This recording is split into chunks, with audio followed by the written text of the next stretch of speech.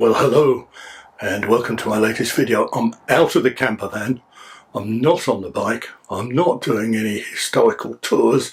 I'm back in the garage talking about bikes and shit, which is probably what I'm best known for. So what are we talking about today? Well, it's an exciting one. I had an email out of the blue from a lady, yes, a lady, called Jenny Strava. And Jenny Strava, apparently, is the woman who started Strava. I mean, I didn't know that. And it said, Dear Mr. Hutchings, quite formal, I thought, was Jenny Strava, quite formal. Dear Mr. Hutchings, it said. And a lot of people, as you know, use Strava. And it's a very popular app. And I had to agree with that. It wasn't a conversation, it was an email, but I had to agree with what she said. But she said, we're a little bit concerned. There are some basic rules of etiquette around the use of Strava, and we don't think everybody in every country throughout this great world is aware of those rules. And we would like you to be the person to present those rules. We did think about asking DC Rainmaker, but he was busy. We did think about asking GP Llama, but he was also busy, funnily enough. So we asked a few other people, they didn't want to do it, so we scraped the barrel and we came up with you, Mr. Hutchings, which I thought was not necessarily the best approach. Anyway, they said there's a few bob in it, so we'd like you to present the rules, the 11 rules of etiquette for using Strava. And I said, okay. So they sent me the rules. And so these are the Strava rules. These aren't my rules. Okay, so if you're not happy with them, don't complain to me. You know who to complain to. Jenny Strava. You can find her address on the internet. And anyway, the first one is, don't ask for kudos. Okay, now you know what kudos is. Somebody does a ride and you just press a button, click a button, and it gives them like a thumbs up. Kind of well done. Now, if you've done a ride and you don't get many kudos, the one thing you must not do is email, Facebook, WhatsApp, send any other form of message to your friends saying, would you like to give me kudos? Okay, because that's a bit like, and you may have been in this position, you may not have been in this position. If you haven't been in this position, you may one day be in this position where you say to your partner or your spouse, do you love me? Now, a word of advice, romance advice this is with Julie. You don't just get cycling shit, you get romance shit advice too. Don't do that, because it's not done, okay? And if you ask for kudos, what you're being kind of needy. Do you know what I mean? You're saying, do you love me? Because you want somebody to say, yes, we love you, Julian. We think your ride is great, so here's some kudos for you. So number one rule is don't ask for kudos. Now, number two rule, if you are perhaps an early user of Strava, or even if you've been using Strava a long time, you may be tempted to put everything that you do on Strava. Okay, so you walk 400 yards to the coffee shop, you put it on Strava. All right, you come back home from the train station, you put it on Strava. You make a little excursion to Lidl, you put it on Strava. Now, that's okay, but what you shouldn't do is put it on Strava if it's less than a mile. Now, if you live in a country, for example, a European country, as opposed to Britain, which of course is not a European country, then the distance is measured in a kilometre, so that's even shorter. If you may not know, it's not a real distance, but it's a shorter distance. And what you're not allowed to do in those countries other than Britain and other places that use miles is to record any ride or walk, come to that, or run, that is less than a mile if you're in the UK, or a kilometre if you're in the rest of Europe. Because, and Mrs. Strump was very keen that I make this point, nobody cares. Number three, and this is quite an important one, and this is known as leaderboard cheating. As you know, if you're in a club or some kind of group, there is a leaderboard, and it says at the end of the week who's done the most miles, who's done the longest ride, and who's done the most elevation. Now, that should be a kind of natural evolution of what everybody in the club or the group has done. So what you mustn't do is lurk around the Strava leaderboard at say 9 o'clock at night, and if you see you're 10 miles less than the total ride distance that somebody else in your group has done, you decide to go around the block just so you can be top of the leaderboard. Or you try and do a bit more elevation so you get to the top of the leaderboard. It's not really the done thing, okay? And not only is it not the done thing, it's seriously frowned upon. So Strava have introduced a widget, which if you are a paying subscriber, you'll get this widget automatically. And if you're a non-paying subscriber, you'll get this widget automatically. And what it does, it's quite clever actually, this widget.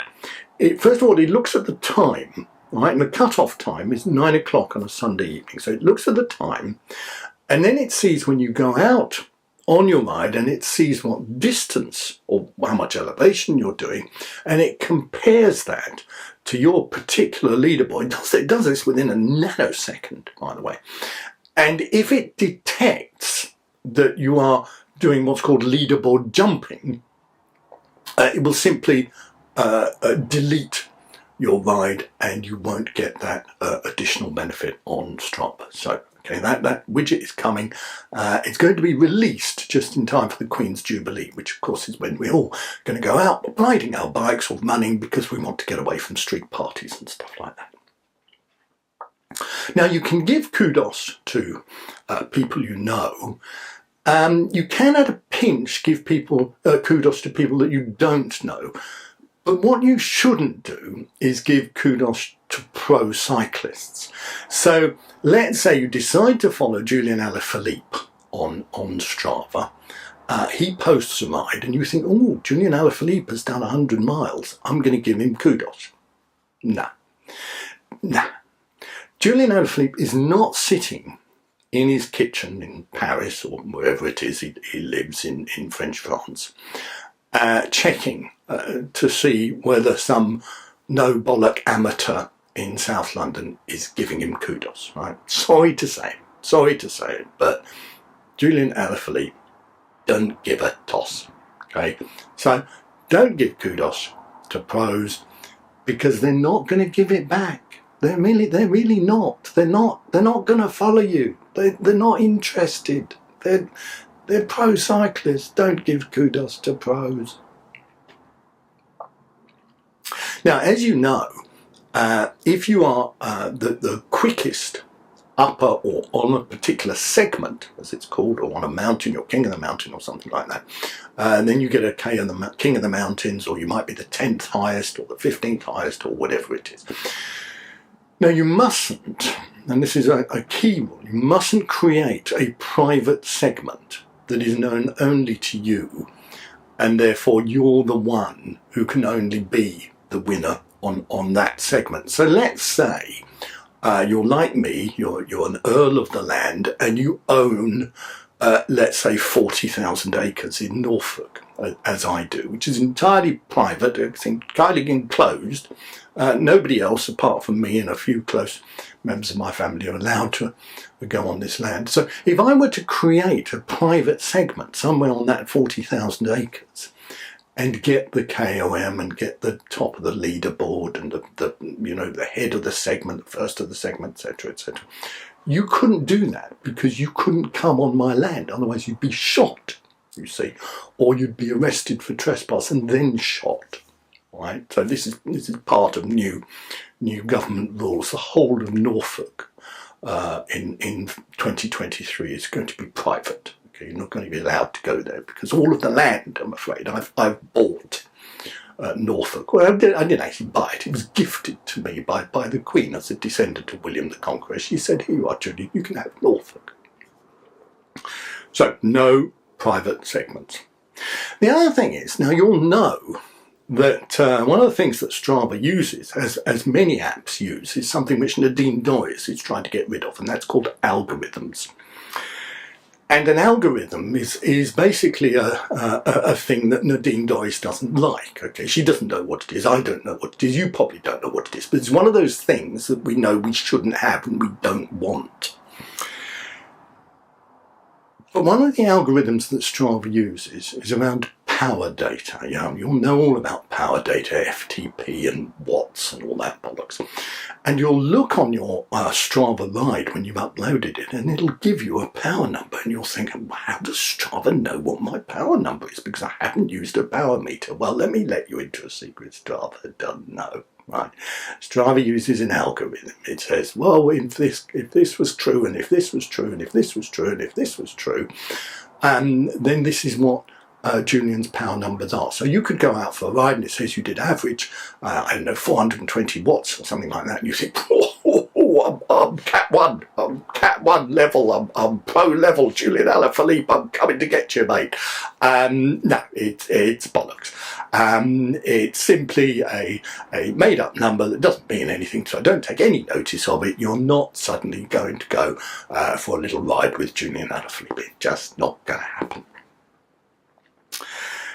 The next thing is, you'll know that relatively recently, Mrs. Strava introduced a thing called local legend. And the reason they introduced this is because a lot of cyclists, like me, who are basically shit cyclists, right, are never going to get into the top 10 on a segment. They're never going to get into the top 40,000 on Box Hill or Alpe d'Huez or whatever it is. They're never going to be number one. They're always going to be languishing around in the low 60,000. So Strava thought, how can we give these people a prize, like in a child's birthday prize, where all the kids who don't manage to pin the tail on the donkey get, a packet of Haribo anyway. So that's what local legend is, okay? It's not a real prize. It's a totally meaningless, dumb shit prize. And in the same way that kids know, I came last, why did I get a prize? If you get local legend on a segment, all it means is that you've ridden that segment more than any other. And the reason you've ridden it more than any other is because nobody cares about it. All right. So if you get to be local legend, hide it. And one of the things that Strava now allows you to do is if you touch the screen right there in the middle when you've done your ride, it will remove all of your local legend awards. Getting to the end soon. When you go out on a ride, you like to take photographs and then you upload them with your Strava ride, and everybody watches that and they look at it and they give you kudos and they say, well done, great pics, Julian. And Strava have decided that only one selfie per ride, walk, event, whatever you're going to call it, is allowed. So try and make it vaguely in focus, all right? Try and make it a decent background so you haven't got like a lamppost sticking out of your head or something like that, unless of course you actually do have a lamppost sticking out of your head, in which case it's going to be in the photograph whether you like it or not. But try and get a decent photograph, decent composition, rule of thirds, decent lighting, your eyes open, perhaps smiling, something like that, but just the one selfie, please. Not 47, not, you do a 600-yard walk down to the shop to get a newspaper and back, and on the way you take 47 selfies. Don't post them on Strava, because just going back to one of the things I said earlier, nobody cares. If you're a commuter, one of those people who has to go to work and you use your bike for commuting, don't put commuting on Strava, right? It's just, I went up there, I came back, and then the next day I went up there and I came back, and the next day I went up there, I came back, and the next day I went up there and I came back. Nobody cares, right? Mrs. Strava doesn't care, Julian Alaphilippe doesn't care, Tadej Pogacar doesn't care, Lance Armstrong, for fuck's sake, doesn't care. He cares about everything. Commuting is not allowed on Strava as of the Queen's Jubilee. If you are one of those people, perhaps through medical reasons, perhaps through laziness, perhaps because you've got more money than you know what to do with them, you decided to buy an e-bike, please be honest about it on Strava. Please say, yes, I only got this particular KOM or this particular segment because I've got an e-bike, all right? Don't be an e-bike cheater, right? E-bike cheaters are the lowest of the low. They're only slightly lower than, I don't know, cabinet secretaries, people like that, prime ministers, culture secretaries, Nadine Dorries. They are somewhere below that level of mediocrity. Okay, so don't be an e-bike cheater. And lastly, if you give kudos to somebody for a ride and they don't give it back to you, right, don't worry about it. Don't stress about it. Don't get upset about it. It doesn't matter. Right? You might give kudos to somebody 50 times and they only give you kudos 47 times. Don't worry about those 3 missing kudos. It doesn't matter. It really doesn't. There are more things that are important, Horatio, in this world, like, the cost of living crisis, like what's happening in Ukraine, and the fact that we have the worst government in living memory. We have the worst government in dying memory, come to that. There are people on their deathbeds, not quite dead, who are thinking, this is the worst government that I can remember. And then, the kind of spirit expires. And as it expires, it says, no, not just in living memory, no, it's in anybody's memory. It's like memories that go back to the fucking dinosaurs. This is the worst government any country has ever had the misfortune to suffer. But sorry, I got a bit distracted there. So that's known as kudos reciprocating, right? Or getting upset about kudos reciprocating. If you give kudos but you don't get it, don't worry. It's like a Christmas card. Most people, right, they send you a Christmas card because you sent them one last year, right? And because you didn't send them one this year, they're not going to send you one next year, right? Because that's Christmas card reciprocating. So it's the same thing, kudos reciprocating, right? Don't fall for it. Don't worry about it. Don't stress about it. Just go out, ride your bike. And the last kind of bit of Strava etiquette that Mrs. Strava wanted me to tell you was get rid of Strava. She says, I fucking hate it. She says, I invented it and I hate it. Right? I never use it. I hate it. Be like my friend Mark. Right? My friend Mark has a paper notebook and he writes down in it his rides and how many miles he's done. He's not on Strava. Never been on Strava. You won't find him on Strava. He doesn't care about Strava. He's not interested in Strava. Be like Mark. And if you can't be like Mark, then be on Strava. But please do follow those 11 rules of Strava etiquette that Mrs. Strava wanted me to tell you. So, thanks for watching. If you enjoy my videos, please enjoy my videos. Please subscribe. Please give me a thumbs up. It's like kudos. But it's very important in the YouTube Nadine Dorries algorithm universe because it pushes my videos up the junction. It makes them more popular. So, thanks for watching. See you next time. And maybe see you on Strava too.